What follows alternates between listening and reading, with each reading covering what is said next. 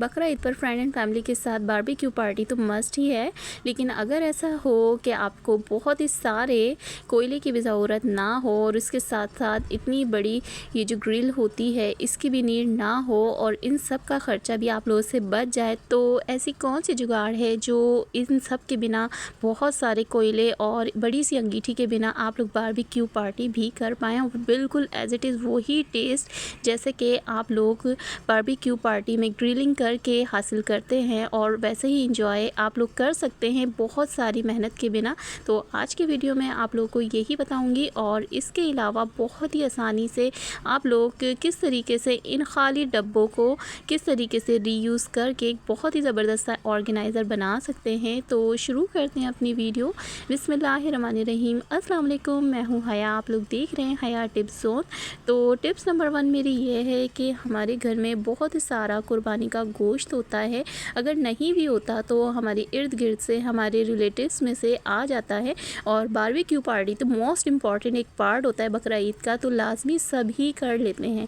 अगर आप चाहें तो इसमें चिकन, बीफ, मटन जो दिल चाहे बहुत ही आसानी से आप लोग ग्रिल कर सकते हैं। तरीका बहुत ही ज़्यादा सिंपल एंड ईजी है, आप लोग बहुत ही आसानी से ये काम कर सकते हैं। ये इतने सारे फैलावे की बिल्कुल भी ज़रूरत नहीं है और ना ही इतनी थकान की ज़रूरत है, ना ही इतनी मेहनत की ज़रूरत है। करना ये है कि आप लोगों ने हाफ़ डन करना है, चाहे चिकन हो, मटन हो, बीफ हो, इस तरीके से करके और इसे ग्रिल करना है। अच्छे से मसाले जितने ऐड करने हैं आप लोगों ने वो आप लोगों ने ऐड करके हाफ़ डन करना है कढ़ाई वगैरह के अंदर और इस तरीके से आप लोगों ने ग्रिल करके बोटियाँ उसके अंदर ऐड करनी है। इसी तरीके से अगर आप रोस्ट बना रहे हों तब भी आप हाफ़ डन करके इस तरह से आप लोग ऐड कर सकते हैं। पानी वगैरह बिल्कुल भी मत ऐड कीजिएगा। चिकन हो तो हाफ़ डन कर लीजिएगा, बाकी दूसरी चीज़ों को भी हाफ़ डन कर सकते हैं। अच्छा, आप इसी तरीके से कलेजी वगैरह भी रोस्ट कर सकते हैं, इतना कोई ज़बरदस्त सा टेस्ट आता है।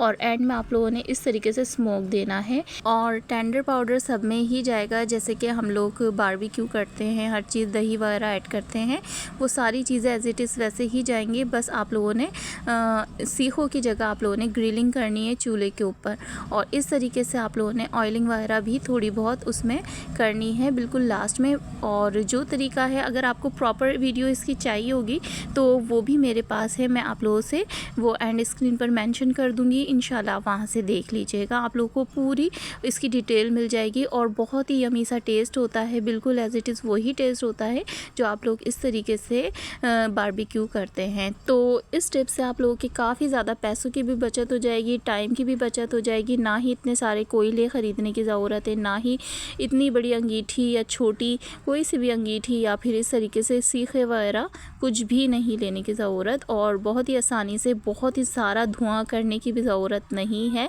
आप लोग बहुत ही आसानी से घर में ये तैयार कर सकते हैं। होपफुली ये टिप आप लोगों को पसंद आई होगी। चलें फटाफट से नेक्स्ट टिप भी देख लेते हैं। जैसे कि दही हम लोग जब भी लेकर आते हैं ना, फेंटते हैं तो एक बाउल हमें चाहिए होता है और कभी हमें लस्सी वगैरह भी बनानी होती है ना, तो भी हमें जग या किसी भी बड़ी पतीली वगैरह की ज़रूरत होती है। तो अगर आप बीटर से बनाना चाहते हैं दही की लस्सी या फिर बीट करना चाहते हैं तो उसी शॉपर के अंदर आप लोग कर लें। देखिए इस तरीके से बहुत ही आसानी से बिना छींटे उड़ाए या फिर कोई और चीज़ को ख़राब किए बिना आप आसानी से इसके अंदर बीट कर लें। और फिर जब आपने इसके अंदर मतलब कि सालन में ऐड करना हो तो इस तरह से आप डायरेक्ट शामिल कर सकते हैं। और अगर लस्सी वगैरह शामिल करनी हो तो आप लोग किसी तरीके से किसी और ग्लास वगैरह में शामिल कर सकते हैं। तो बहुत ही छोटी सी टिप है बट काफ़ी ज़्यादा यूज़फुल है। आते हैं नेक्स्ट आइडिया की तरफ। तो फटाफट से लहसुन छीलने का बड़ा ही आसान तरीका मैं आप लोग को बताती हूँ। यकीन कीजिए इससे सिर्फ और सिर्फ 2 से 3 मिनट में आपका ढेरों ढेर लहसुन जितना भी होगा ना आप आसानी से छील सकते हैं। तरीका ये है कि पहले आप लोगों ने इस तरीके से सारी की सारी जितनी भी कलियाँ होंगी ना इसकी सारी की सारी सेपरेट कर लेनी है और सारी कलियों को इस तरीके से अलहदा करने के बाद आप लोग एक तरीका तो ये है कि आप लोग इस पर थोड़ी सी ऑयलिंग करके धूप में रख दें तो ये इसके छिलके खुद ही इतने कड़क हो जाते हैं कि आप आसानी से अपने हाथों से इस तरीके से खोल सकते हैं जैसे टॉफ़ी के रैपर खोलते हैं ना, इस तरह से। वरना तो आप इस तरह से कर सकते हैं कि इन कलियों को आप किसी भी बॉल के अंदर करके स्टैंड पर कुकर के अंदर रख दें और थोड़ा सा पानी ऐड कर दें। अच्छा, लहसुन के अंदर नहीं, कुकर के अंदर ऐड करना है। इस तरीके से स्टीम में 2 से 3 मिनट में आपका लहसुन बड़े ही आसानी से हाथ से रगड़ने से पहले ही देखें आधे लहसुन के जवे इसी तरह से खुल जाएंगे। लेकिन इसे थोड़ी सी स्टीम लग चुकी है तो आप लोगों ने फ़ौरन से इसका पेस्ट बनाकर और फ्रीज़र करना है या फिर फ्रिज के अंदर रखना है या फिर यूज़ कर लेना है। ऐसे ही स्टीम करके आप लोगों ने बाहर निकाल कर एज इट इज़ छोड़ना नहीं है, वरना ये ख़राब हो जाएंगे। चलें फटाफट से नेक्स्ट टिप भी देख लेते हैं। जब भी इस तरीके से आपकी पतीली जल जाए ना, इतनी ख़तरनाक किस्म की भी जली हो तो भी कोई मसले की बात नहीं है। जो टिप आप लोगों से मैं शेयर कर रही हूँ, दूध की भी जल जाती है, अक्सर चाय की भी जल जाती है, तो इसको आप लोगों ने थोड़ा सा और मज़ीद जलाना है इस तरह से कि आप लोगों ने चूल्हे के ऊपर इस तरीके से रखना है। अच्छे से इसको इतना पकाएंगे कि ये जो जला हुआ एरिया है ना, ये खुद राख बन के, अगर आप इसे छुरी या किसी की भी हेल्प से आप लोग झाड़ेंगे ना, बस ज़रा से नोकीली चीज़ से, तो ये खुद ही झड़ जाएगा। ये देखें, मैंने किनारे साफ़ नहीं किए थे, इस पर अब भी थोड़ा बहुत लगा हुआ है, बट पैंदे पे जो लगा हुआ था ना इसके बेस पर, तो वो बहुत ही आसानी से साफ़ हो चुका है। तो ये बड़ी ही आसान टिप है। अगर कोई चीज़ इस तरीके से दूध या चाय वगैरह जल जाए तो आसानी से साफ़ कर सकते हैं अपने। और जब भी इस तरह से क्लीनिंग का कोई काम करें या जले हुए बर्तनों को क्लीन करें तो ग्लव्स लाजमी पहन लिया करें, क्योंकि फिर आपके नील्स वगैरह में जाता है, वो बहुत ज़्यादा डैमेज भी होते हैं, गंदे भी हो जाते हैं। नेक्स्ट ये कि इस तरह से हमारे घर में अक्सर इस तरह के फूड डिस्पोजेबल कंटेनर आ जाते हैं, बट हम इसे संभाल कर रख लेते हैं और किसी न किसी चीज़ में हम इसे रीयूज़ कर ही लेते हैं।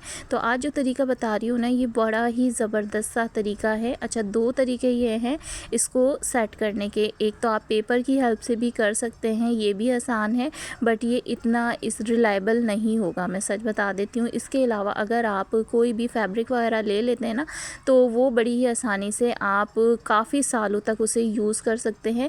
और मैंने ये जो ऑर्गेनाइज़र बनाया है ना, तो मैं माशाल्लाह ये अभी तक यूज़ कर रही हूँ, ठीक है।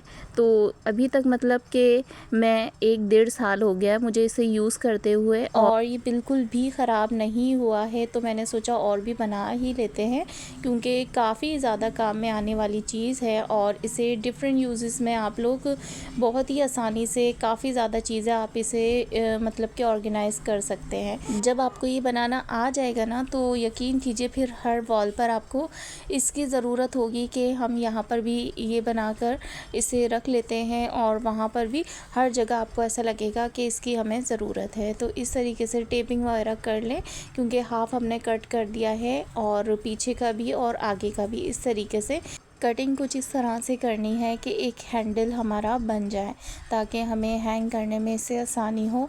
और इस तरीके से हम पूरी ही बास्केट को अच्छे से कवर कर देंगे, और कवर करने के बाद आप चाहें तो इसे और भी ज़्यादा ब्यूटीफाई कर सकते हैं। इस तरीके से कोई भी रिबन वगैरह ले लें और हैंडल को अच्छे से कवर कर दें इस तरीके से, और कोई भी रस्सी वगैरह भी ले सकते हैं। जैसे यहाँ पर बहुत ही अच्छे से मैंने टाइटली इसे अच्छे से रिबन कर दिया है, और ये बहुत ही अच्छा सा कवर भी हो गया है।